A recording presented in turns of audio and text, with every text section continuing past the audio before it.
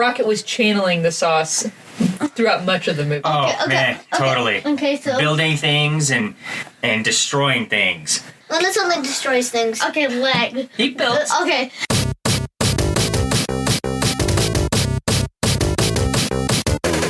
This is Unpause It, a podcast by a family of geeks. I'm Lady Disdain, and I'm 43 years old. I am the sauce underscore, and I am 11 Underscore the data bytes. 41. I'm Furious Girl, and I am 9. So, who's driving? Me, I am the sauce underscore. Word. My age... You don't have to do that. We do that at the beginning. It's still 97. Okay. No, I was 97. We're both 97. As opposed to what we actually say at the beginning of the podcast, which you've already heard, which you are actually 11. And Georgia is 2 years old. What? No. Wow. Yeah. We really are broadening this thing out. Fine. 2.5. Take it away, I'm bud. 67. What are we talking about today? We're talking about Guardians of the Galaxy. Finally, one of the greatest movies in the MCU, in my opinion. I'm not going to lie. I totally agree with you. I mean, we watched it last night. I was like, man, I just really dig this movie. Dad do movie specs because we don't know how to do it. That's okay. He has his magic over there, which we've also dubbed. That's what we called his iPad. Yes. Right. Yeah, Mr. Wiggles over here. Yeah. Mr. Wigglesworth. This movie came out in August 1st of 2014. How many years ago was that from now, Willis? 3.5, really. Almost 4. Yeah, directed by James Gunn. Sean Gunn and his brothers in it, starring Chris Pratt, Dave Bautista, Zoe Saldana, Vin Diesel as Groot. He says, I am Groot, and then we are Groot. He recorded all the lines for all of the international releases for... Wow. Everything. So he recorded in Russian, Greek, French, Italian. The words we am Groot. Right. All of them. And exclusively in that order for his vocabularistics. We are am Groot. And then Bradley Cooper. Right. That's why we're going to Rocket Raccoon. Because he steals the show. And it was a big deal that a animated raccoon starred in a movie and it wasn't out of place. The graphics were amazing. Yes. Did he not look like a real raccoon? This isn't a video game. Special effects. Well, he was a real raccoon with things in his back. That's what turned him into talking. Yeah, but I mean, he looked like a straight up raccoon. Okay, It's crazy. We'll get to that there, but we're going to get... Okay, but first, I'd like to talk about Rocket Raccoon. Rocket Raccoon. It's not just on his back. Those are the only visible metal things on his back. Yeah, that's what you can see. But as Rocket said in the bar, I got taken apart over and over again and put back together. That's I right. hate you all. I'm going to shoot your face. I have no respect for laws. Ah! You're just mad because he's beating on the floor the way you beat on the table upstairs. Yeah. And I was told not to do that, so I'm telling you guys not to do Did it that. stop you? Yes. Anyway. See? You're on 2 tables. We are done with the specs so far. We're going to do some box office at the end. Yes. So, Doria, you had something to say. For superpowers, I wrote down everybody's name, and for Rocket Raccoon, gun. I think we should skip superpowers because there are so many of them, unless you want to add something. But they're not really superpowers. Like, no one really flies. You know. You don't have to fly. I disagree. Exactly. I wrote down it. Can we right cover there. it? Can I ask Mr. Driver, can we cover superpowers briefly? Please. Briefly, yes. Okay. Georgia, do you want to go first? It's up to Sauce. I only have one more, which is Groot. I am Groot. I am sauce. So Groot, I felt like he did have some superpowers. I mean, look, he got shot like tons of guns and they didn't really hurt him. He got his arms cut off, right? He can Groot. regrow. Groot's power. I am Groot. So basically, he can't die slowly. Well, he's a space ant. He can't. Oh, he can't die unless something just kills him so fast he can't do anything about it. Well, he didn't Right, die. spoilers at the end. He did die. He did die, and that was baby Groot growing from That's a his new head. Groot. Yeah. Yes, So I'm if on you it. were on Twitters, this past month or whatever it was, there was a big flap about this and talking about, oh, this is this, is this, that. And James Gunn, the director, got on, and it's kind of amazing. Groot is dead. Okay, Mom, I'd like to say the family did talk about this, but mostly his iPad, and it was on very full volume. We were all in the room, but Georgia left some time over there, and you were there. This is the problem with you. You're always on your phone. Every Okay, time. I'll own that. Ooh, that's a You burn. work too much. I do work too much. Yeah. Mostly, That's working too much is different than always being on your phone. However, Well, she is always on her phone, though. it is confirmed that it is more akin to saying that baby Groot, now adolescent Groot, Amy, is Groot's son.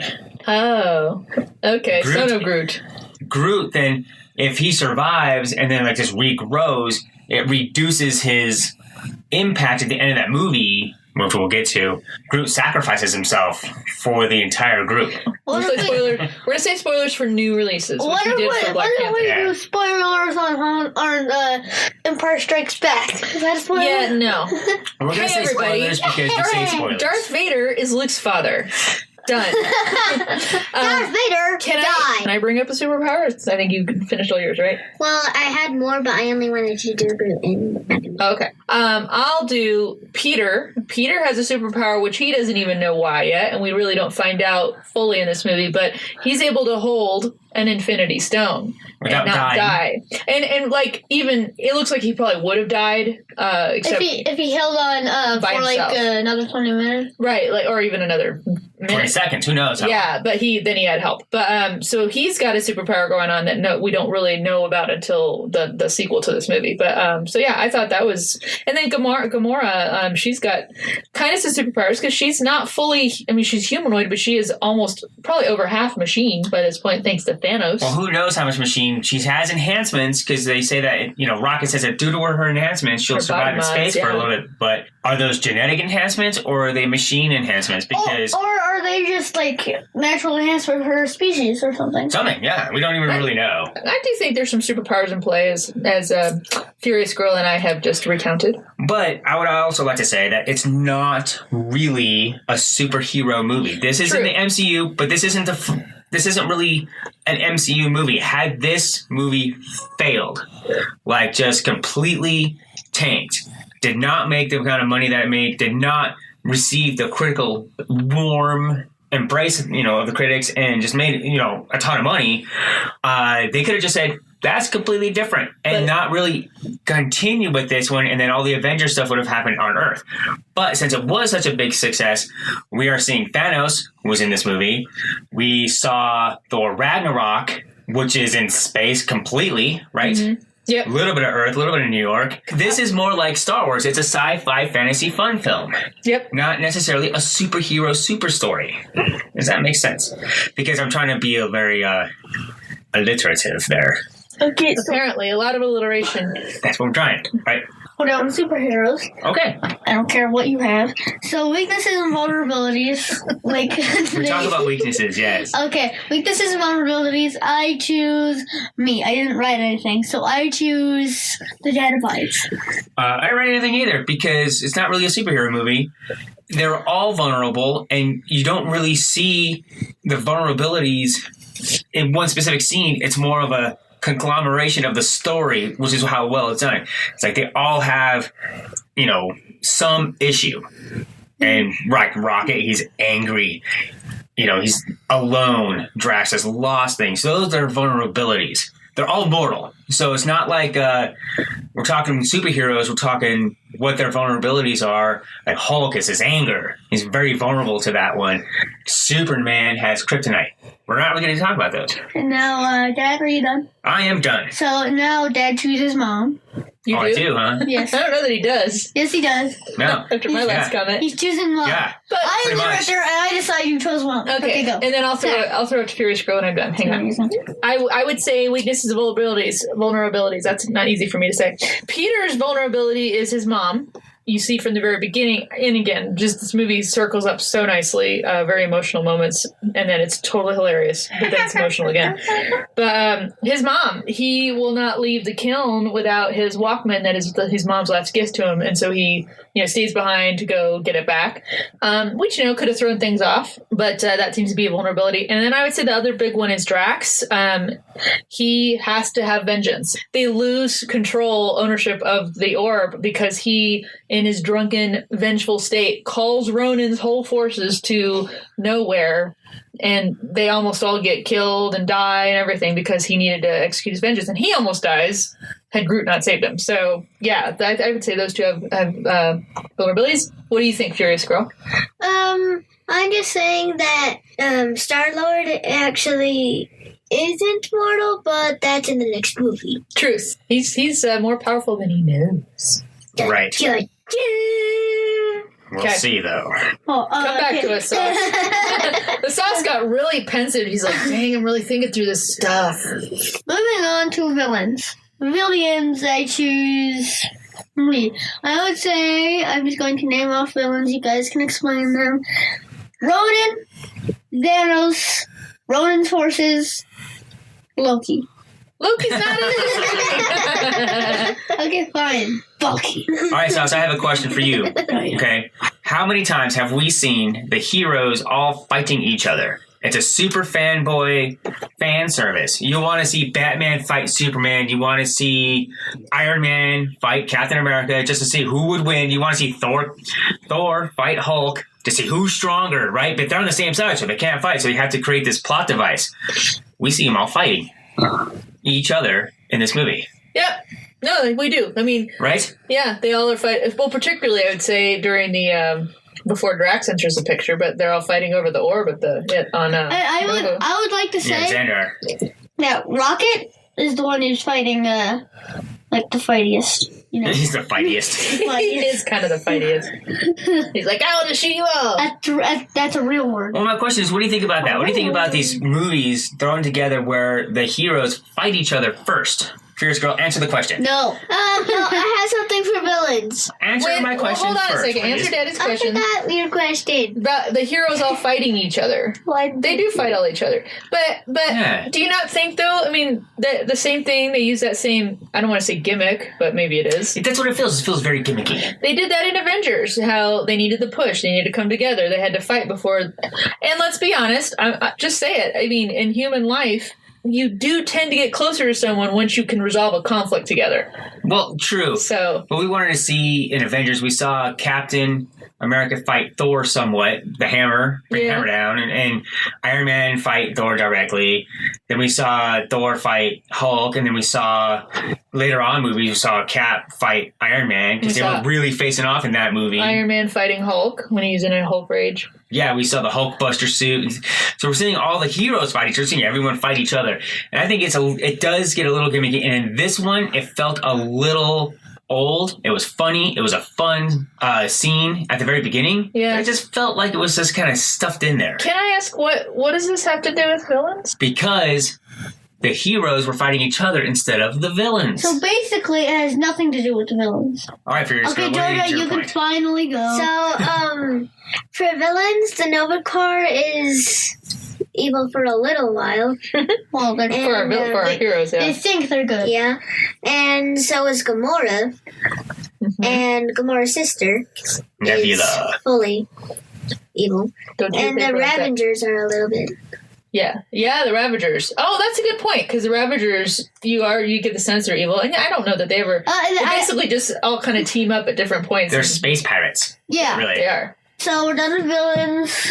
Danny, do you have anything else? We already talked about. No, you did name off the primary ones. Korath, I think, is the name of the villain. That is. the metal head dude. Played by John Hunsu? Yeah, yeah. Was back in Amistad. I mean, Who's a Sakaran, who I found out that's the planet where Thor Ragnarok takes place. Sakaar. Okay. So he's from that planet. I'm going to move on to Stanley Cameo. I rated it to 0. It was horrible. What? 0, eh? Who's next? Go to Furious Girl on this one, because her reaction was, if it was video, you could have flown a jet into that mouth. That was so gapingly in surprise. Okay. 8.3, just because of what Rocket said during it. And fight!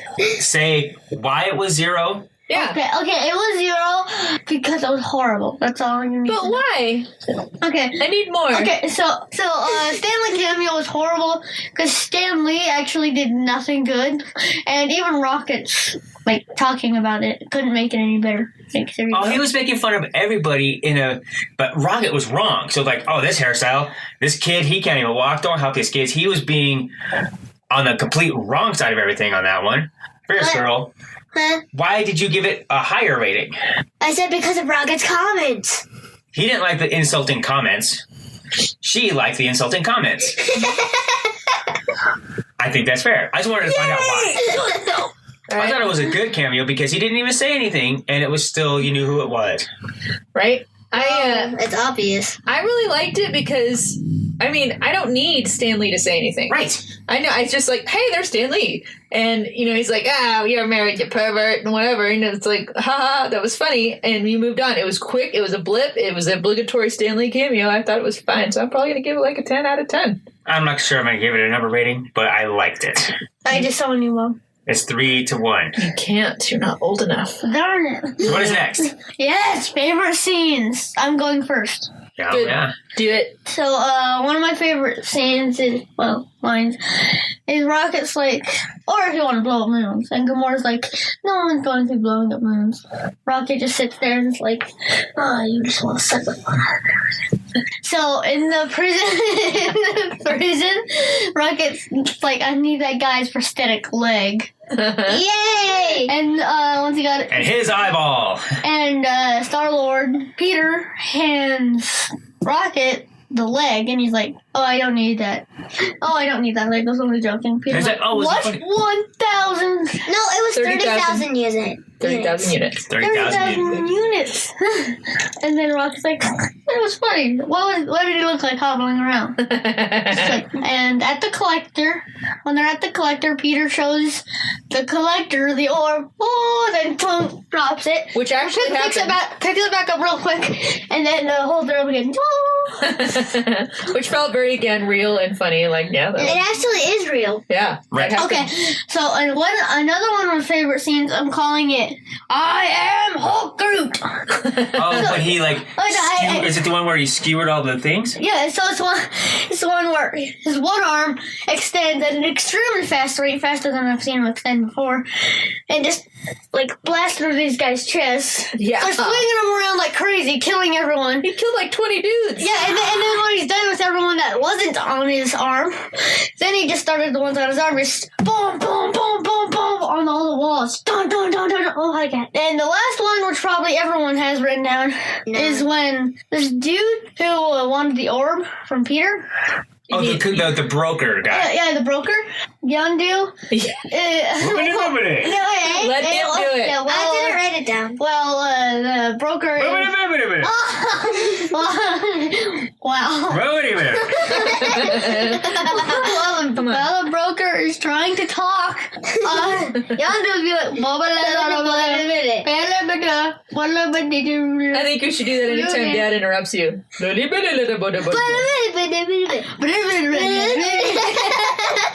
See? Obviously that is a favorite because we're all still laughing about it. It's a great scene. Many of the most memorable parts of this movie were ad-libbed by the actors on set, not directed by the director or written by the writer. So it was a very collaborative feel. The orb that the Sauce was talking about was an actual accident that happened. Rocket Raccoon, well, here are a bunch of jackasses standing in a circle, completely ad-libbed. Is that one of your favorite scenes? Because we're talking about that. That is my favorite scene. These are all my favorite And scenes. it's also one of my favorite scenes.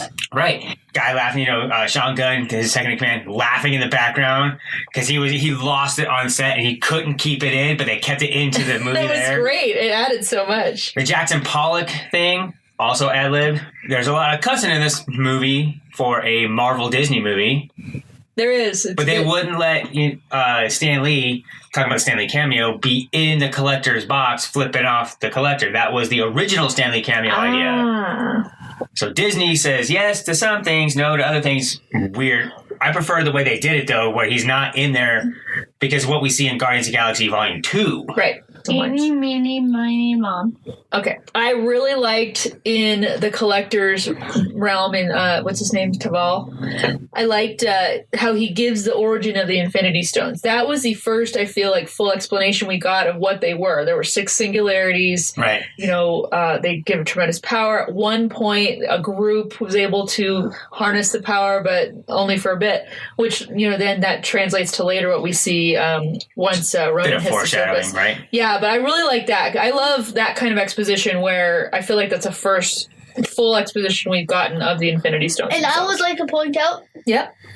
I think the Power Stone, the purple one that was in the orb, is the most commonly known about it. Because if you see all the like videos in the Right. like screen things, little bubble. They're showing them that one being used. they're showing that one being used every. No. I'd actually like to. I might go back and, you know, whether it's on YouTube or on our Blu-ray of this, but go back and like see, because again, we're still looking for the Soul Stone. This kind of favorite scenes, lines, and characters. I am going to say the music of this movie is its own character, and the reason I say that is because there's music figures so much into this, and it's not just about Peter. You know, it's his tie into his mom. That's the piece of her he still has. But it just sets the tone on so many great things. And plus, for people who have grown up with all these songs, it was a great way that they just immediately tie you into the movie. You're like, oh yeah. The first song when he is on Morag. Morag. Thank you. Good job, Will. Good job. You are driving this thing. So when he's on Morag, you see him like go up and he's like, okay, what's he doing? He's like exploring his little Indiana Jones feel, whatever. He gets in, it's all quiet. He hits play, and then he just starts dancing through that cavern. Bing, bing, and the whole tone of the movie, you're like, oh my gosh, I'm about to have a blast here. That's so great. That moment where he's like, hey, and it's got Guardians of the Galaxy, and he's like dancing with one leg out. You're like, oh my gosh, that's great. So I think they do such a good job that just sets such a tone for me. I love the line where Gamora calls out, I will not be a victim of your pelvic sorcery. And she's yelling it because she has earphones on for the first time in her That was existence. great. I love where Peter basically saves Gamora with his headpiece. They get it sucked into the Ravager's ship, and it's all this like tender moment. He's like, I just felt something, and she's thinking, you know, she's looking at him like, oh really? And he's like, I was so incredibly heroic, and her face is just like, oh my god. He's still trying to hit on her. Her expressions are priceless. She's like, get over yourself. And then, of course, the last part, which I don't know if I'm bleeding onto when it Fury School stuff, where they're all holding the stone together. And No.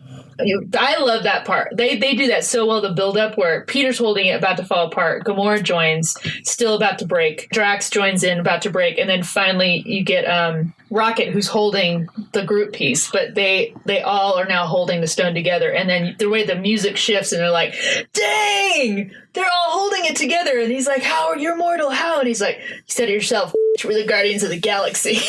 You're like, whoa. Did you just cuss? I did. I might bleep myself out. Quoting. I was quoting a movie. But so those are my faves. I had a lot. This movie gave me a lot of favorite scenes. And you guys said many of the ones I had written down you already said it. Okay, I have 2. Bring it. 3. I have favorite scenes. So when they're on the Ravager's lead ship, and there's a song saying the word cherry bomb. Yeah. Over and over Oh again. yeah, cherry bomb. And when they're all right next to each other walking, they all just start doing something weird, and Gamora starts yawning. Yep, they do. They're just kind of like, eh. And then my least favorite scene is the beginning, as is Willis's least favorite Oh. So I wanted to talk about that because we were talking about the opening being so lively, but it opens up a cancer death of a young boy's mother, Yeah. and then he's abducted from his planet. Yeah. By aliens. You don't know. Yeah, you're abducted. Anyway, it's a juxtaposition is what that's called, kids. Technical term. So the director used that to start off harsh to give, Peter Quill, obviously his character, some force, but then change the movie. So you're just like, what is this? And then he's dancing and using space rats as microphones. And you might know me as Star-Lord. Who? Running gags throughout the whole movie. It's a funny movie. That's what makes it work, is you have this super stark moment. I mean, stark. And then it goes into super light moments. The kids do not like to watch the opening, though. Like, at Do you want to talk about why? Why don't you like watching it? Well, why Because of this. Too emotional? Yes. I have more things. Okay. We find out that at the end of the movie, Star-Lord is actually from his childhood. His mom's letter? Yeah. Yeah. So it's from his childhood. Yeah. Yeah. Can I spin on that a little bit? I think that because you bring up a great point. I remember Dad and I went to see this. We went to see this at the Alamo because I remember we had all the little previews of raccoons, which I didn't get until we saw the movie. I'm like, oh, I was bawling. Because of that whole first scene, and I think you two might relate with that a bit because I you see, as a mom particularly, but you see that scene, you're just like, you're heartbroken because you're like, oh my gosh, the poor kid just lost his mom. She's trying to reach out to him, and he can't. He feels like he can't. So that was really hard. That was hard to watch. And just what the Dad Abides said, then you just do the switch where now you're like having fun and it's all hilarious. But the movie really does. I mean, it grabbed me, and I think it does you. It grabs your emotions like right away. Like you're like, oh, had the same sensation, by the way, when I first saw the reboot of the Star Trek, and James Tiberius Kirk is born at the beginning, and his dad isn't there, and his dad dies. I was bawling. I'm like, I am crying at a Star Trek movie. And you're like, why is Thor captaining a ship? Speaking of, So, but Georgia brings up a really good point. I feel like they do such a good circular motion with this movie where you start out really feeling Peter sad about his mom, and then he doesn't open that gift until the end of this movie. So that's the first time he opens what she gave him when she was on her deathbed, and finally getting that full message. So it was really cool, and it brings you right back. I was again bawling at that part where I'm like, oh my god. So that was a good point, Georgia, that just bringing that back where he's Star-Lord because his mom said he was Star-Lord. So yeah, if you're listening to this because this is will your kids like it? Watch the opening by yourself. Yeah. And then start crying. And then when the music starts, bring the kids in. Or let them kind of tone it out a little bit if they're a little bit emotional. Or let them fall asleep. Yeah, because you guys, Willis, I think you just didn't even look, right? I'm going to take a nap while that happens. Yeah. He was like, I'll leave the room. We're like, no, but just you don't have to look at it. But remember, when I noticed that they were in the hospital, I was like stuffing my head into you. Yeah. Okay. Now remember what you said about the movie sauce. One of the best ones, though. Even with that beginning, you still one of the gave best. it that opening to our podcaster. Okay. Right. So Groot holds everyone together. It was great. That was a battle, but the battles aren't part of our scenes. It's all the characters in here that we like. But I want to ask the kids what you guys think. That this is the first movie in the MCU. So far, we have several. We're halfway through. There's like 9 movies, whatever these, right? Mm-hmm. No kissing scene in the entire movie. Yeah. What do you think about that? I think Willis likes it. Yeah. I think George's thumbs up. She's like, yeah. So they didn't need it either. Okay. All right, talk about it. Well, next is mid-end credit scenes. Okay, yeah, totally. Word. This one doesn't really have a mid-credit scene. It just has an ending scene. Which is I gotta remember. Groot dancing. No, that's the mid-scene. That's the mid-scene. That's actually not. It's an end of the movie. Usually the mid-credit scene is like they throw some credits along and then this comes in, so you have to see like the director. This one's just that's like, what they did. No, all I said was the Guardians of the Galaxy will return, and they went directly into it. Then they did the credits, and then the end credit scene. So it's a mid-credit scene, and that's what I'm calling it. I gave it 10 out of 10, and then the end credit scene, 3 out of 10. Goodbye. What's the end credit scene? Howard the Duck? Yeah. Oh, don't let that dog lick you in the face. That's disgusting. Yeah, I didn't like that one. Okay, I just You like have to to be point Howard out. the Duck fan. So I like. So I'd like to point out that dog, I think, was actually the first dog in space, and they abducted it. Yep, that's True. supposed to be It's a true. comics thing where that's a telepathic dog, an original member of the Guardians of the Galaxy in the comics. What? Cosmo the dog. Yep, it's a reference. I I gave it a 9 out of 10. You all gave it high ratings. 9 out of 10 what? No, is this an overall rating? This is What are you that's the end talking credits about? rating. Well, we're not doing overall rating That's yet. the end credits rating. Oh, so end credits to the Howard the Duck one? Is that what you're talking Or about? just the Baby Groot one. And credit scenes. So the Howard the Duck. And mid credit scenes. They Both of them? Combined. They both earn the same amount. Okay. 9 out of 10. What? Who's next on their rating for that? I choose Beetle. Meow. Oh, you can't talk to me. Wait. Meow. Meow, meow, We'll meow. move on to a person in Okay, the so- podcast. Meow, meow, meow, So, meow, meow. person, I choose Dad. Okay. I liked him. I thought the first Howard the Duck movie, this was released 28 years to the day from the Howard the Duck movie. And that movie is just so awful you have to watch it twice. It's so bad. It's really bad. What is? Howard the Howard Duck the movie Duck. from the 80s. It's just horrible. But I liked him. The Baby Groot scene was very funny. It brings it back from tragedy of losing one of the Guardians, the original Guardians, and now we have a new Guardians. Introduces that character into the next movie. I thought it was really well done. I thought they were good. Okay. I already did. Yeah, so yeah, you're last. Dancing Groot, I'd give a 10 out of 10. It was just funny and cute. Howard the Duck, I'd give 2 out of 10 because I am not a Howard the Duck fan. I was like, ha ha. And that was it. I was like, okay. So, not a fan. All right. Moving on to half-hour screen time. I choose Jordan because no one else can answer. True. Animal Jam! Okay. What? Animal Jam? Yeah. Yeah. Okay, What is this? she plays it and she knows all about it, but she denies it. She's not denying it. I don't know what it's meant for. I just play it. Maybe we She's should go playing. check it out. Denies Right. it. I don't know what it's meant for. Okay. I Connect just with my play friends. it. That's what it's That sounds for. extremely dubious. We're going to go check that out. Okay, so Dubious food. My half-hour screen time will be checking out Animal Jam. okay, so my half-hour screen time, which will probably be more than half hour if I get my will. And if I get my grades up, that I know. Would I be Legends of Zelda? Breath of the Wild. Yep, Still, I got you can fireman pump in the 200 last hours one. into that game. that's truth. You totally can.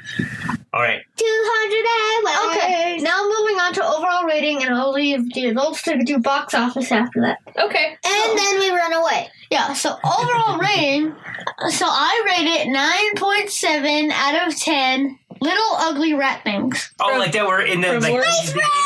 Little Space ugly rats. rat things. Yeah. Little ugly space rat rat things. Those But little little creatures that ugly Star-Lord was using as a microphone at the very beginning and stuff. Little ugly rat. Which Willis was just using in his hand, like, little ugly rat things. Little ugly 9 out of 10. Who's next? Dead. I give it 8 out of 10. Little space rats. Little ugly space rats. And that chooses me. I choose mom. I am choosing Furious Girl. You don't get to choose. I choose mom. Which I'm going to choose Furious Girl. How much? 8.3 out of 10. 8.3 out of 10. 8.3 out of 10. And then I give it a 10 out of 10. She loves Space this one. rats. Little gross space rats. I loved this movie. I love it. Little ugly space. All right. Okay, we're going to go on to box office. $94 million opening weekend. That's respectable. For August. It was the highest grossing August movie Wow. up till 2014. Like, I'm not sure there's been one since then or anything like that, but it made a lot of movie for an end of summer movie. So one thing we're seeing here, something that the kids would never know or really even want to talk about, Avengers May. May is like the big one. Yeah.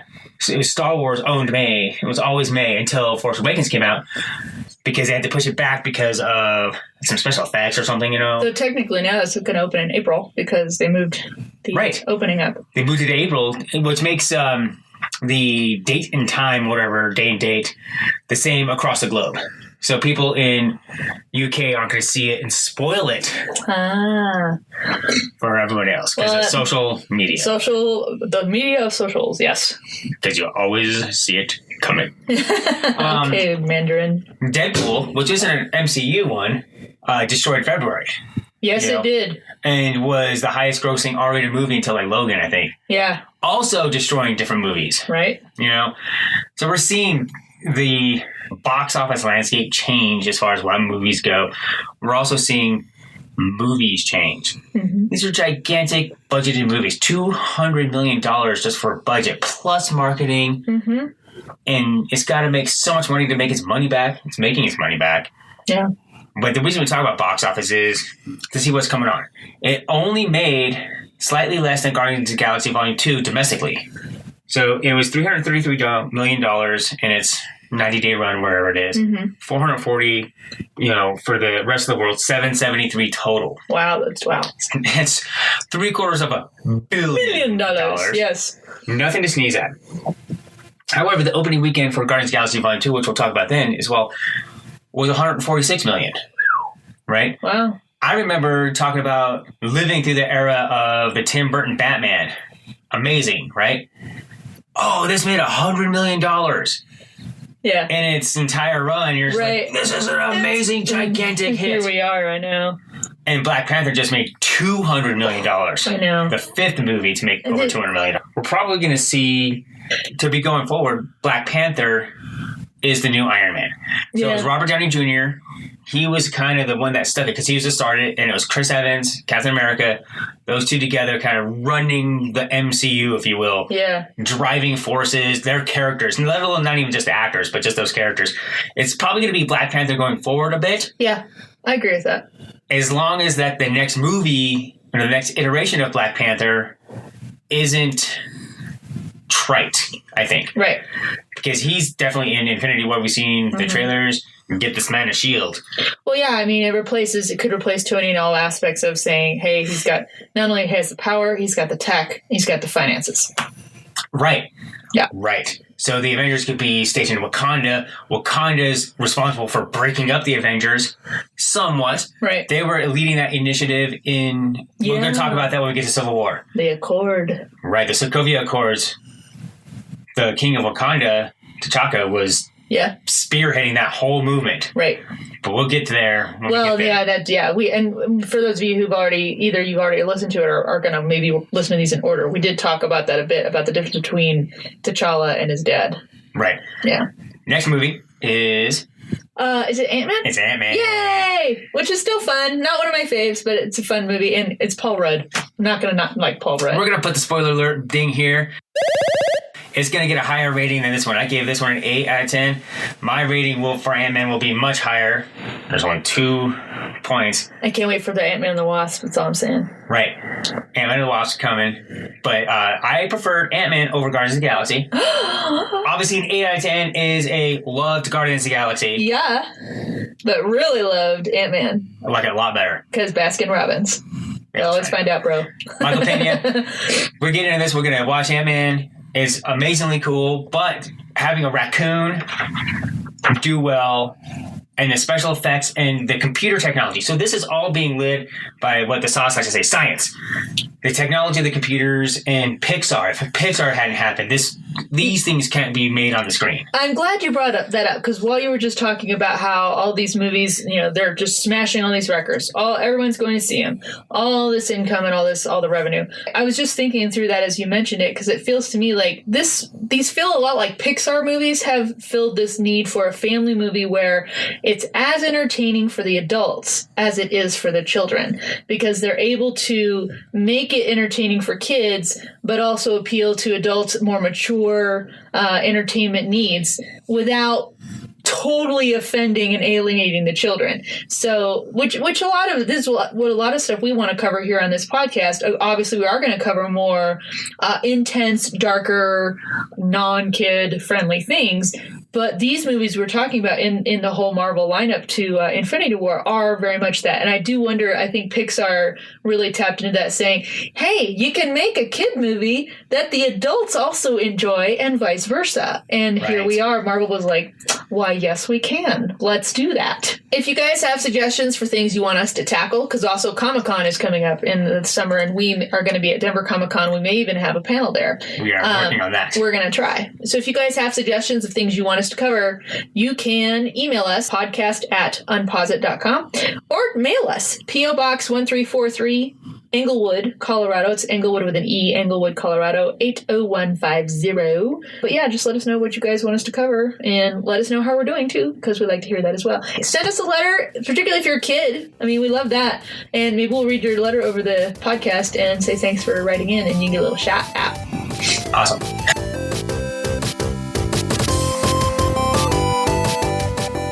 Follow Unpause It on Facebook, Twitter, and YouTube, or visit us online at unpauseit.com.